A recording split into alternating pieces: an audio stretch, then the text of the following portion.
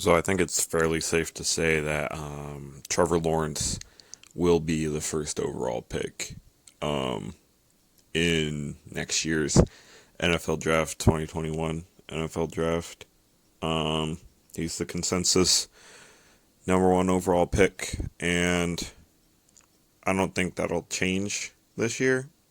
Maybe a guy like Sam Ellinger out of Texas, maybe he has a breakout year, but I doubt it. I think Tua was projected to go number one overall, and then um, Joe Burrow kind of had a breakout year at LSU.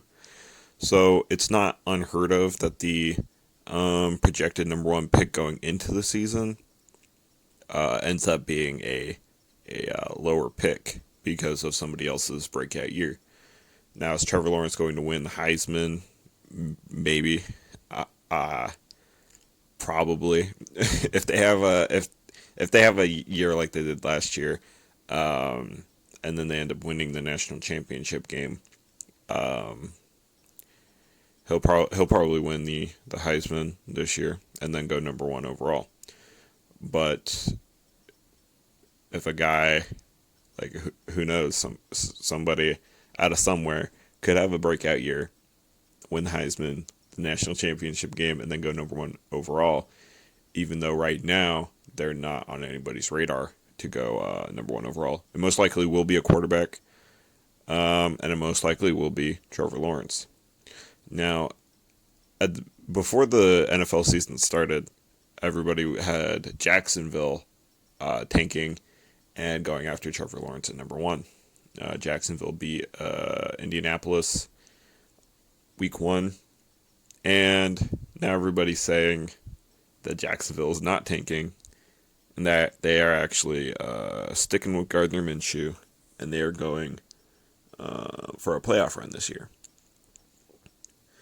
Um, but now, as we head into week four, everybody is saying that the Jets are now going to get the number one overall pick. The Jets, I'm pretty sure the Jets are trying to be good this year.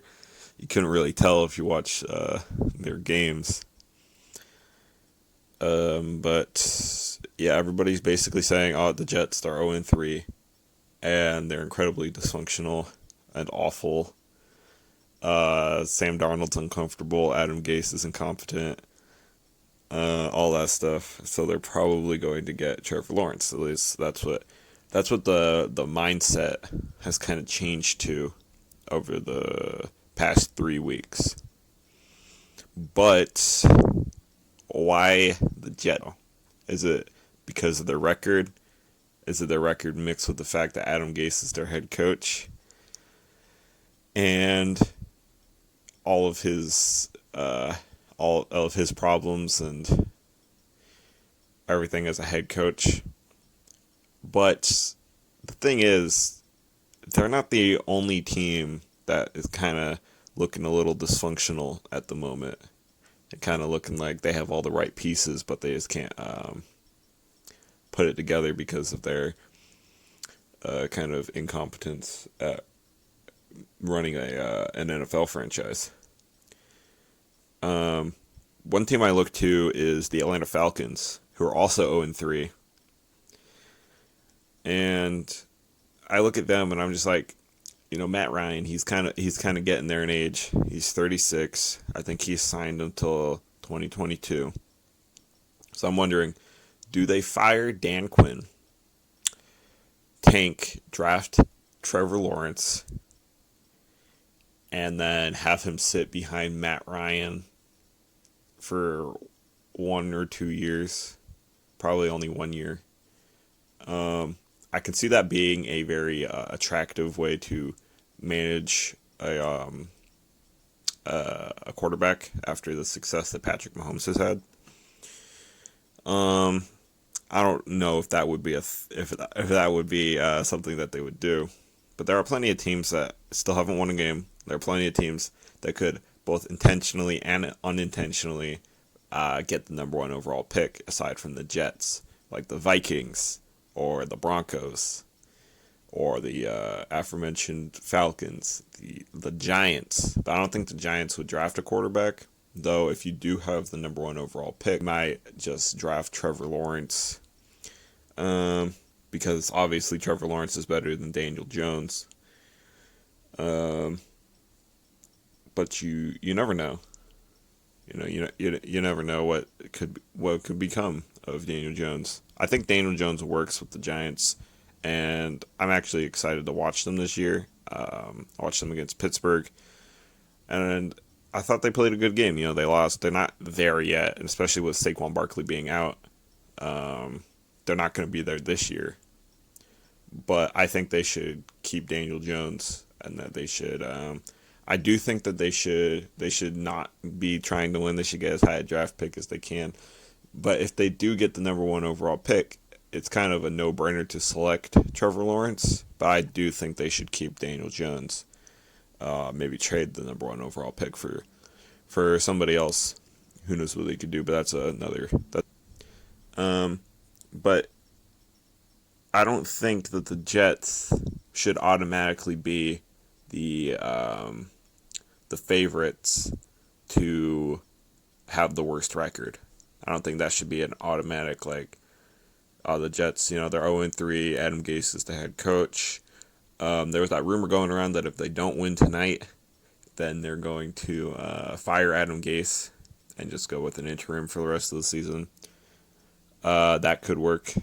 Maybe they'd appoint Greg Williams, who is their defensive coordinator. Maybe they appoint him head coach. That worked for the Browns about 2 years ago when they appointed him head coach as an interim. I don't know why they didn't keep him. They had I really wish they would have kept him as their head coach. Maybe it wouldn't have worked out. Maybe it would have. I don't know. But that's another video as well. But yeah, I just don't think the Jets should be the favorites for that number one overall pick, especially when the Vikings don't know what they're doing. The Falcons apparently don't know what they're doing. And I do think the Falcons should fire Dan Quinn, and maybe they should go after Trevor Lawrence, like I said earlier. Maybe they should, just take him, uh, sit him for a season, and I think he would work really well with the Falcons. I think that would be pretty exciting, get him in there.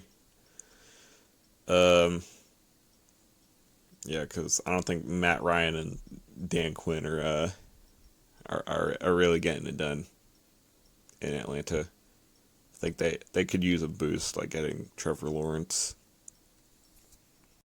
Denver has Drew Lock. He's been good for them, especially last year.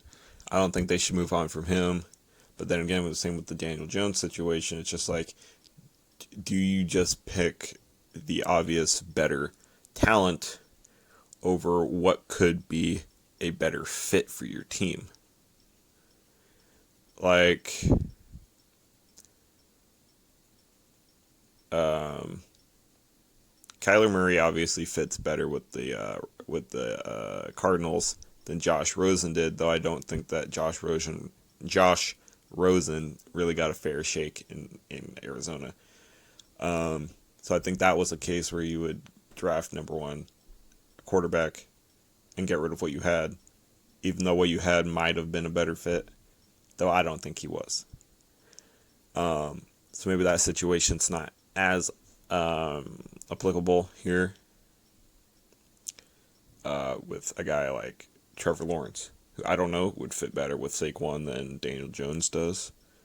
Um, I don't know that he would fit better than Drew Lock does with the Broncos. Who knows? Maybe the Lions tank, get Trevor Lawrence, sit him underneath Matthew Stafford for a year, and then trade Matthew Stafford. Who knows? I think for whatever reason, the Vikings are probably going to stick with Kirk Cousins, though I don't think Kirk Cousins is a very good quarterback. I would like to see Trevor Lawrence in a Vikings jersey. I think he would fit there. Um, but then again, I don't want that. I don't want that team to get any better as a Packers fan. So who knows? maybe the Jets will get the first overall pick and draft Trevor Lawrence. I don't think they should because I think Sam Darnold would work well if they just put the right pieces around him, gave him the right coaching staff, give him a coach that can give him more confidence, so that he can really blossom, really grow into his. But if I had to pick a team to get Trevor Lawrence with the number one overall pick, I would definitely pick the Atlanta Falcons. I think they should tank. I think they should fire Dan Quinn. I don't know who they would hire. Maybe Eric Bieniemy. Um, he I Eric Bieniemy might actually leave Kansas City after this season. Though who knows? Maybe he'll be like Josh McDaniels. Maybe he'll stay. Maybe his relationship with Andy Reid is too good. Maybe Andy Reid will encourage him to leave. Who knows? Maybe Josh McDaniels will leave. But though I doubt it. I think if he was going to leave, he probably would have left for the Green Bay job. Last year or year before. But for Atlanta, yeah, I do think Atlanta should go after Trevor Lawrence because I think he would be a great fit as they try to replace Matt Ryan in the next year or two. Those are just my thoughts.